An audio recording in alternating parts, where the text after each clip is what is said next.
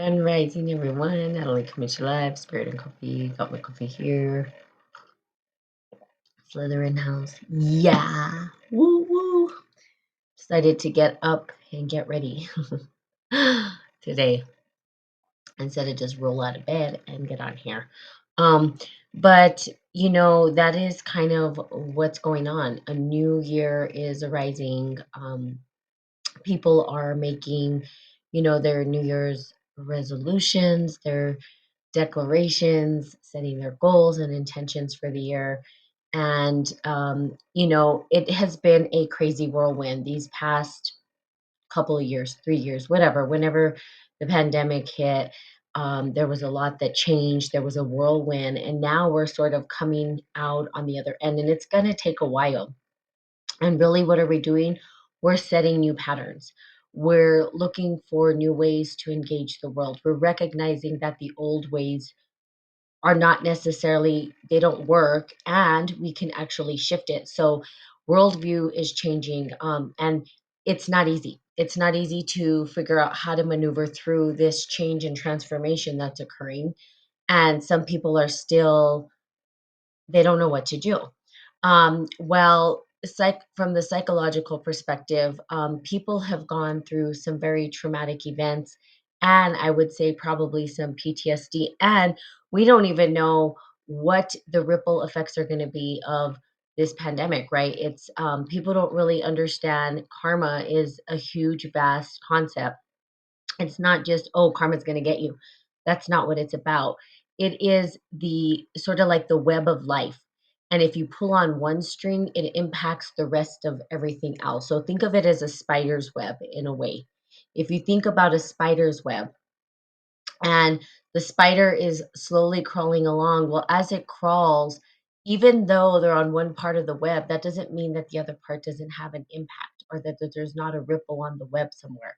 Or if a fly gets caught, that it doesn't shake the other part of the web. That's the same thing that happens. There's ripples like the water, or if you drop a pebble into the ocean and you see that there's this ripple effect that happens, and those ripple effects go who knows where. We don't really know. We can only see as far as the eye can see, but we don't understand the impact that's going to happen after it. So we're still feeling the residual, and we're going to feel the residual for the rest of our lives. It changed everything what happened. So how do we deal with this, and how do we understand where we're at? And part of that is really understanding who you are. And who are you is a big question, right? And it changes. But for individuals or for adults who are sort of in their midlife, this becomes a challenge. It becomes a challenge because we have to readdress the issues that we didn't when we were younger. Now, we can say that they're not there. We could say, oh, it's not there. I don't care. This and that and the other. It doesn't matter. It's always going to come back to haunt you because it was programmed in the subconscious mind. And the subconscious mind holds the base programming that we have as children. Now, that doesn't mean that we have to live under the guise of that base programming for the rest of our lives. That's not what that means. It just means that it's there, and we need to recognize and understand it and honor it and give it the attention that it deserves so that we can maneuver through it. Otherwise, it is going to play out in our life in a subconscious way. We're going to create the patterns over and over again, not realizing why we end up with the same results in our life. And we're going to look at our life and say, we could, and there's people who do want to blame everybody else for the results. But the reality is if we start to focus on ourselves, if we look internally at who we are and how we have been responsible for the results in our life, then we can shift. Now, taking responsibility is not about saying I blame myself or it's all my fault, or it taking responsibility gives us the power. It puts power back in our hands to shift and change our consciousness, to change our mind, to change the way that we view the world. That is what personal responsibility is about. Am I going to say, because we can have this victimhood, and they are changing this, right? They're changing the language from victim to survivor, and there's a reason for that. Because if we say we're victims to something, then we have the victim mindset, and that mindset puts us in a perpetual cycle of what? victimhood. So we become victimized by everything. We don't have the power in our hands. We're placing the power in somebody else's hands. And this is how we maneuver through these big traumatic things. And the biggest trauma that, I personally was focused on, and I think I guys told you, was like sex trafficking.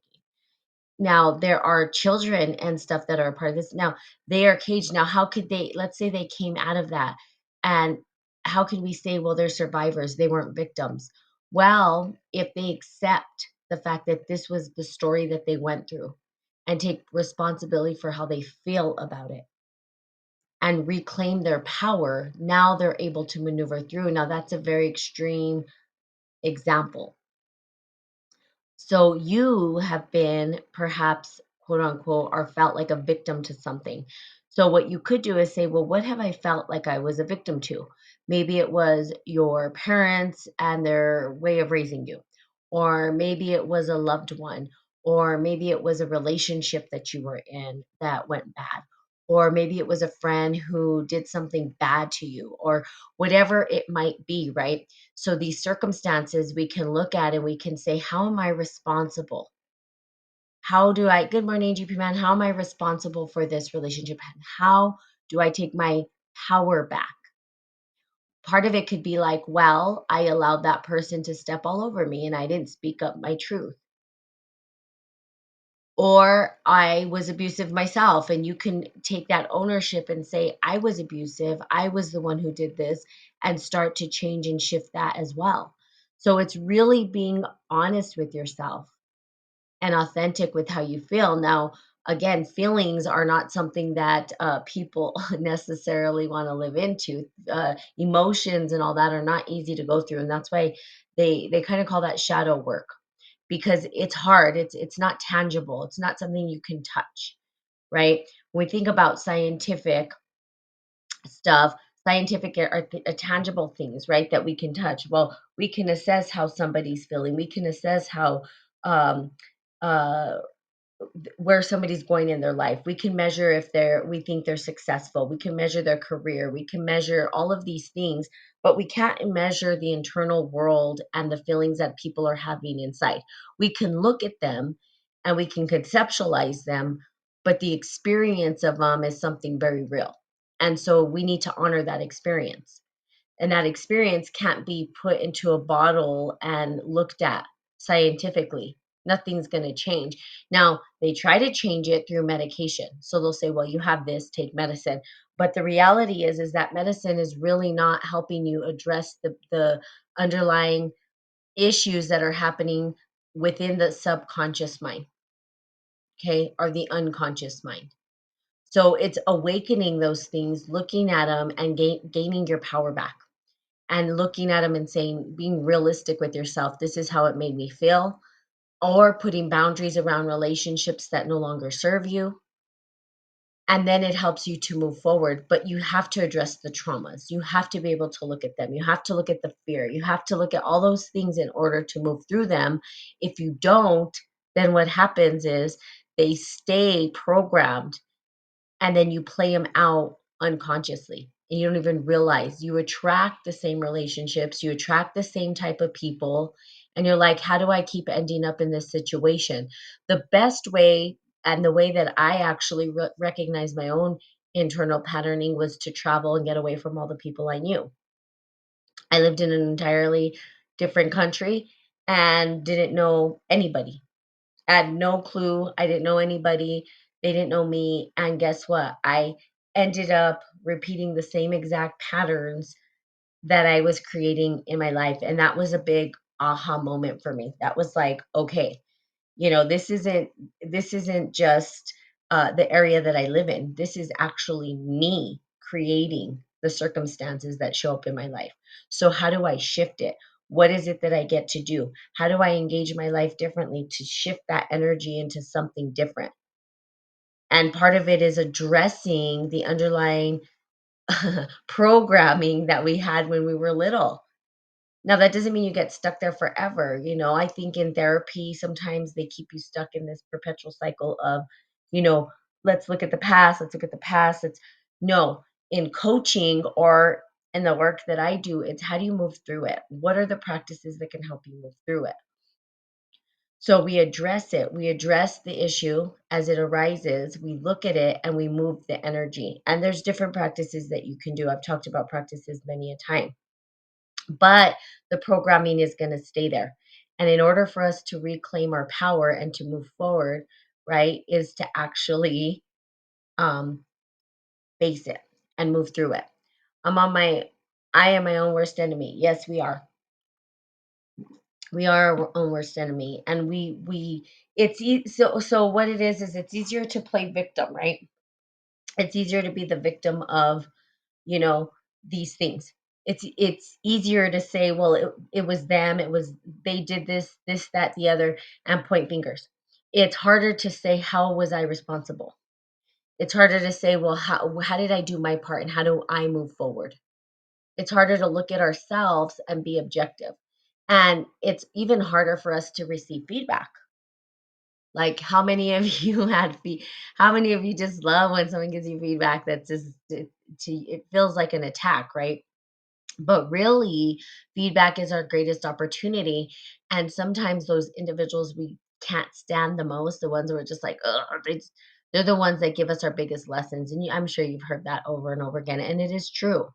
It's true because it triggers those parts of ourselves we don't want to look at.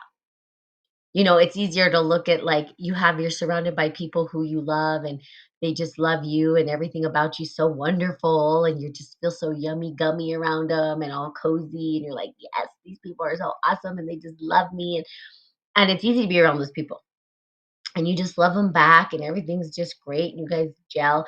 Then someone comes and throws a wrench and is like, yeah, they call you out on stuff and this and that and the other. They just trigger something inside of you. Those individuals are the ones that are helping you transform into something different. They're the ones that are pointing out the shit that you don't want to look at. And it's hard. It's not easy, right? You're like, "Oh god, why, like, this person, it just." And so if someone agitates me, somebody triggers something inside of me, I look at that and I say, "Why? What's going on here? What's inside of me that's causing me to be triggered by this person? Are there unresolved issues inside of me that I see within this individual that I haven't addressed?" And it's helpful because it helps me grow, right? Because in the discomfort is where growth happens. And you guys know that. But is it easy? No. I mean, we could talk about it all the time, right? We could say it over and over and over again, but it's the practice of it. That's where transformation happens, is when we throw ourselves into it and practice it, not talk about it, not conceptualize it, not act as though we know, but to actually live it, to be it, to show up as it. Well, that's not easy. And that's the hardest part.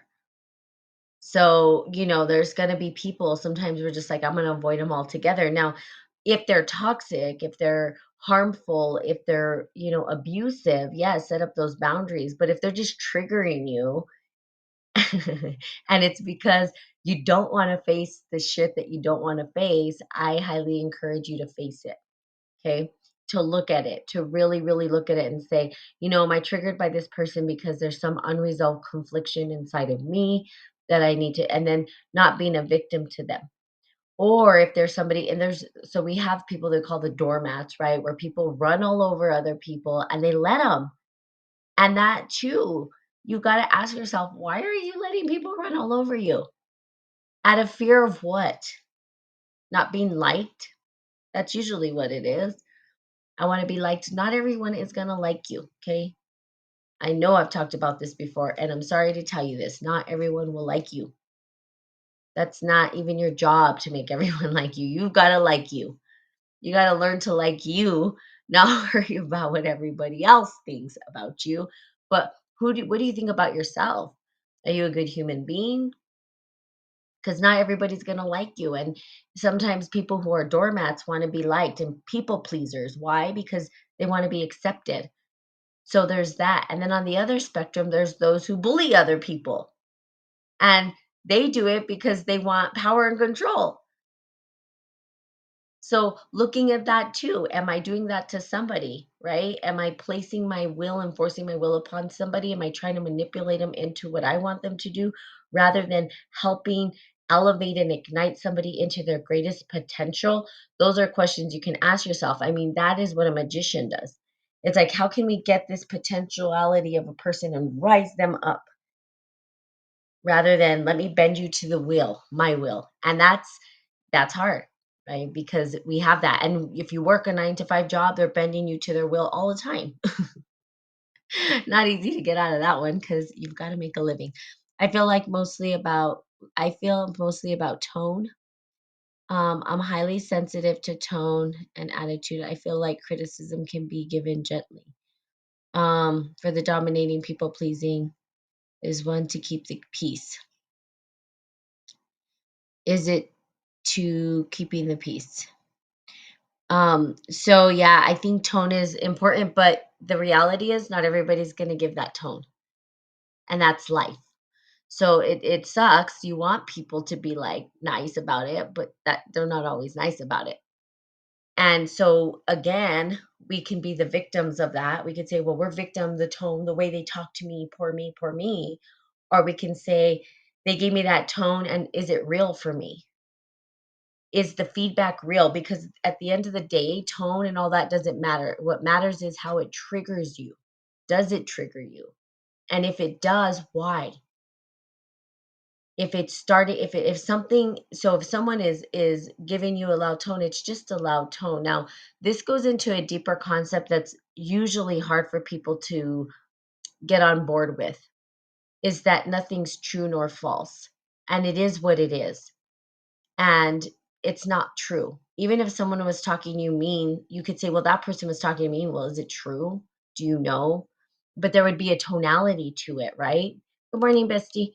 And that tonality can, you can say, well, that hurt my feelings. Well, okay, that hurt your feelings. Now what? And so what? What are you going to do with that? You can't change the way somebody's tone is. You can't change the way they give you feedback. All you can do is ask yourself, why does it trigger me? Or even, why does those tonalities trigger me? Why is it when someone talks to me, what is the trigger within me when somebody yells at me? You don't have to be a part of it. You can definitely exit it, right? And if it's definitely abusive, I would say get out, set your boundaries. That might be the lesson for you, is for you to speak up against that. But that's your lesson. But you've got to take control back and ask yourself how you're responsible. And that's not an easy task, right? It's not easy to say, well, how do I do this, or how do, it's not. And especially when we're in the moment, or when it's heated in the moment. So these triggers of taking back your personal responsibility is highly critical and important to move you through. Okay. And it's latent in our subconscious mind. And literally, the people that we're surrounded by, the ones that trigger us the most, are the ones that are there for our biggest growth potential. And it's looking at it. Sometimes it's hard to be neutral. If you can sit in neutral when these things are happening, you can actually expand and grow from it. You can learn something about yourself and the individual.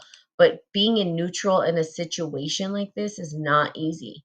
If somebody is telling you something that's triggering something inside of you, and you feel like it's a judgment, or it's criticism, or it's feedback in a way that's uncomfortable, right? To sit in neutral and really just let it land, that's like a master does that, right? You have to master this. It's not it's not easy to take those criticisms, especially when we feel like we're running short, because internally we are our worst critic, right? So when someone's like igniting those things inside of us, and we're like, oh, I don't want to hear this. Like, oh, someone's like, I need to give you feedback. And you're just like, I don't want to hear the feedback. Shut up. But instead, can we sit there and listen and just be in neutral and notice when the trigger comes up, and not do anything? Don't try to defend it. Don't try to make yourself look right. Don't try to avoid it. Just allow it to land. Not easy. But that does actually separate the beginners from the masters. And masters do this all the time. I mean, think about it. When you think about perhaps the Dalai Lama, or even Gandhi, or all these people who believe in like peace and harmony. There are people who disagree with them. Not everybody was in love with Gandhi. And in fact, when I lived in India, some of those people were really frustrated with the way Gandhi did things. They talk about him. They weren't like, "Oh, he was so wonderful." Not everybody in the world thought Gandhi was wonderful. Okay? Now, what do I think his philosophy is? Yes, I think his philosophy is wonderful. But there's not everybody who believes what the Dalai Lama has to say. But what has he mastered? Someone could probably spit in his face and tell him all these things, and I guarantee it's not he's human. It's not that it doesn't frustrate him or bother him or that he doesn't have these emotions. It's that he allows his body, his mind to sit in neutral and just listen to it. And if it's true, it's going to trigger him. If it's not true, it's not going to trigger him. So it's easy. I mean, it's hard. It's not easy to sit there and get the feedback from somebody. But it helps us to grow too, because we ourselves cannot really, we can be our own critic, yes, but there are things we can't see, right? And that's why, like, life coaching, that's why I love life coaching, because life coaching is like looking at those blind spots that we don't see. Everybody, like a coach in sports, everybody has a coach. Because why? Because the coach can see things that the person who's playing the game can't. And there's tweaks. What do the people say? Do this again, do that again. If those people didn't listen to their coach, what would happen? They wouldn't be as great as they were. So behind every great athlete is a coach. And behind every coach, right, is experience and the ability to give feedback even when they don't want to. So when you're listening to a coach, or if you're doing live coaching, they're going to take you in places you don't want to go. They're not going to keep you there, but they're going to have you face it and move through it and practice moving through it. And that's the difference between a beginner and a master. Again, it's not that the master doesn't experience these triggers, it's that they can resolve them faster. They transform the energy faster. They're able to take that energy in and shift the energy, even if it bothers them. You wouldn't even know. But I guarantee you that the Dalai Lama is not perfect. And he's frustrated sometimes. So all of these sages and gurus and all that, right? You even have the story of Jesus who got pissed off and went into the temple. He was triggered. They're going to say, well, he was just so peaceful. No, he wasn't. He threw the tables and he told them off. Get the hell out of here. What are you guys doing? You're making blasphemy, right? In my father's house, throwing tables or whatever he did. He wasn't just, he got triggered. So we all get triggered, right? But then later on in life, he learned how to master that. He learned how to master those triggers within him, right? And then the tax person came and said, "Yo, what do you say about taxes now?" And he said, "Give unto God what is God, give unto Caesar's what is Caesar's." But before that, he was pissed. He was like, "Why are you guys doing this?" Ah! You know? So we learn, and that's how you learn. You learn to overcome it that way. Now, it's not easy. So it's being able to sit in the discomfort. It's being able to sit in getting the feedback and taking that feedback and actually going into neutrality, being neutral. So the practice of it. Now, I typically, it's really a mindset. I think from my experience, and I can tell you I've done this quite often. Someone will give me feedback. I don't necessarily always like feedback either. And sometimes I get triggered. And so when I feel triggers coming up and I feel like I want to defend myself and I'm like, you're incorrect or whatever it is, I just breathe and listen and sit in neutral. And here's what I do. If it's true for me, then I say, is this true for me? Did they ignite something inside of me, some unresolved issue that I need to look at? And then if it's not, if it arises and it's like it's not true, I don't have a need to defend something that's not true. So it doesn't It doesn't land. I'm like, I'm sorry. And what you see with people who are trying to place something on you, if it's not true for you, hey, poetic, and you allow yourself to drop into that neutral space, but it's not true for you, it's not landing. You're like, this doesn't land for me. I'm sorry. I don't, you know, they start to like, they're looking for you to defend something. When you start to defend, it means that it's triggering something inside of you because you don't need to defend whatever you feel is true for you or not true for you. You don't need to defend it. If it's not true, you won't defend it.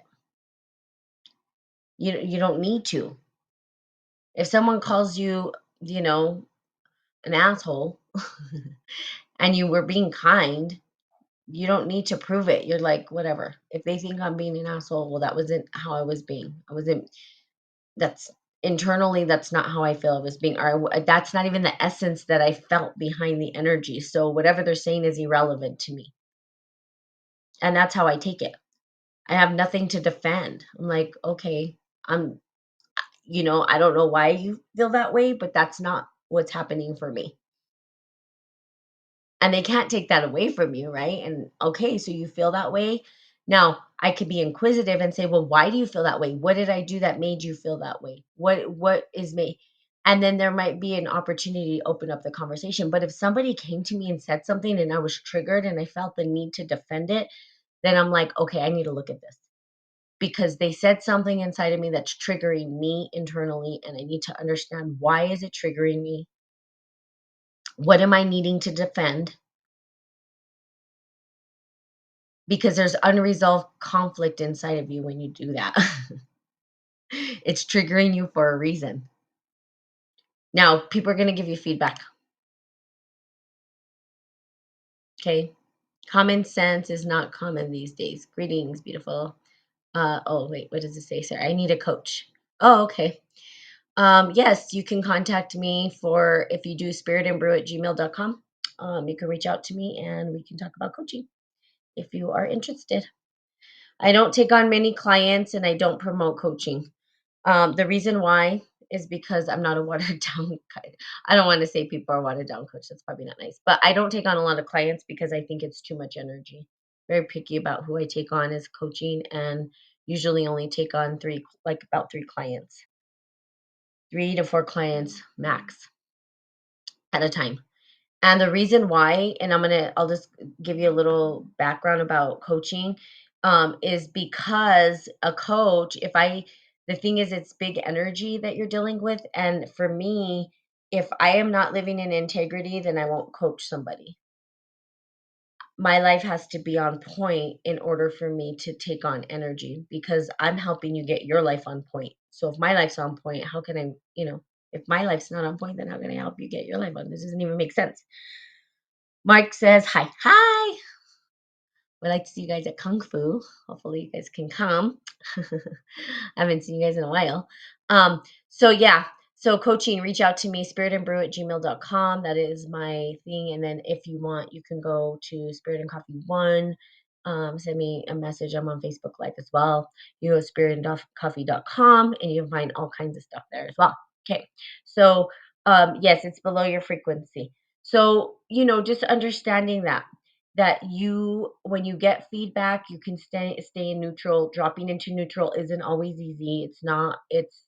It's hard. We want to defend ourselves. We want to be right. We want to look good. We don't want to look bad. I mean, who wants to look bad? Nobody. I don't think anybody's like, hey, look at me, I want to look bad. Okay, there might be a few people in the world. Okay, I won't say nobody. Think about the Joker in this situation. Right? Or oh, there was this movie I watched. Mm, it's Kung Fu Hustle, in fact. And the guy, he's trying to just be this villain. He wants to be the villain. He wants to be a bad guy, and he doesn't do very good at it. At the end, he does. You'd have to watch Kung Fu Hustle to understand the movie, but highly recommend go watch it. Kind of a interesting, fun movie, But the majority of people aren't raising their hand saying, "Hey, I want to look like a jerk. I want to be an ass." Hey, I want to, So people they want the best image of themselves to come out. But that's not always the case, right? We're not just like this robot who's like, oh, I'm just so perfect. Da, da, da, da, da. No, we're not. We're a little quirky. We have our personalities. We want to defend, we want people to see the best of us. We want to magnify the best parts of ourselves, and sometimes we're not the best, and that's okay. There's nothing wrong with that. So those are the opportunities when we're like not the best and people are telling us like, yo, this is what's going on. And we could say, oh, let me look at that. What might that mean for me? How might I grow from this? How might I become a better human being from this? How is this helping me grow? Because it is. It's there to help you grow and understand. Now, I'm just going to say this again. That doesn't mean you take abuse. That doesn't mean that you stay around abusive individuals. If they're abusive, mentally abusive, your lesson again could be speaking up and setting boundaries. That could be what's happening. But if you're getting feedback and the feedback is, you need to improve something, or you're not doing so great in this area, rather than being upset about it, say, okay, you know what, maybe I do. Maybe I can look at that. Maybe there is potential growth for me. Maybe I do. Maybe I'm getting triggered by this because I know that I'm not living up to my potential. And I know that there's more for me. And I know that I can grow and not defend it. Just listen sometimes. Just listen. Just take it in and say, okay. And then being able to communicate, well, maybe you're correct. And even saying this, I've done this before, and I can tell you this changes a conversation completely. This will change the dialogue. When someone says, well, this and that and the other, and if I feel a trigger and I'm like, yeah, you know what? I was being that way. So you know what I'll say? You're right. I was. You're correct. And they like freak out because most people want to defend it and not take responsibility for it. And if you're being that way, tell them you're right. I was. I was. And here's why. Here's why. I was being that way because not this person was a jerk, this person was a this person was a that. Rather than that, well, because I felt. You take personal responsibility back into your own hands because I felt this way, because not because what they did. If someone did trigger, you could say, well, they did that. And I'm not saying it's right or, it's true that they feel this way about me, but it did something inside of me. It made me feel a certain way. And I probably behaved in a way that I shouldn't have. Did I learn from that? Absolutely. Will it happen again? No. I'll make sure that I communicate what's going on next time so it doesn't boil to this point. It's a different dialogue. And what it does is it gives you the opportunity to take your power back and grow. And not only that, you're going to get respect in a way that you've never had respect before. People respect. It's really interesting. People that defend rather than listen and say, "Yeah, okay, that's true." It changes the dialogue, and people start to say, "Oh, well, they're accepting the fact that okay, well, there's room for growth and potential." And you can say, "Look, I'm working on it. I'm going through something right now. I'm working on it. This is what's happening." Changes the dialogue. So hopefully this was helpful. Um, Also, I told you I'm reading The Greatest Salesman in the World. It's a super wonderful book that can help you through the new year as you're setting goals. And, I'm on the first scroll. The first scroll talks about, creating good habits and becoming their slave. Like that's what the first scroll talks about. Set a good habit for yourself. Get the book, read it, do the scrolls. I highly recommend it. If you can do the 300-day commitment, I guarantee it'll shift your entire life. You'll start living a life that's fruitful and successful. And success, I mean the way you define success, not the way anybody else does, but you start to live your success. And so it's a book that I know many business people have read. In fact, I would say if you're a business person and haven't read it, you probably should. um, that it really does actually give us some keys to shifting our mindset around success and what it means and how we create the life that we want. So today I start a new life is how it begins. The scroll, the first scroll. So today you begin a new life. You're going to shift your habits, right? You're going to become a slave to good habits since we are a slave to habit. You might as well be a slave to good habits. So, highly recommend you read the book, okay? Girl's Greatest Salesman. And it's a small book, probably like $5 or something like that. Super inexpensive. um, and or get it on audiobook, however you want to do it. So I recommend that. Okay. So I love you guys. Try to get on here a little bit more now that I'm a little bit more stabilized. Again, if you wanted coaching, please reach out to me. I can definitely talk to you about what that looks like. And anybody else who's looking for coaching, I have one client right now that I'm working with, so she gets all my stuff, and then I'm bringing on another one. So probably take two more clients and that's it. Okay. So there you have it. Love you guys so much. Have a fantastical day. And I will be seeing you guys soon. Bye bye.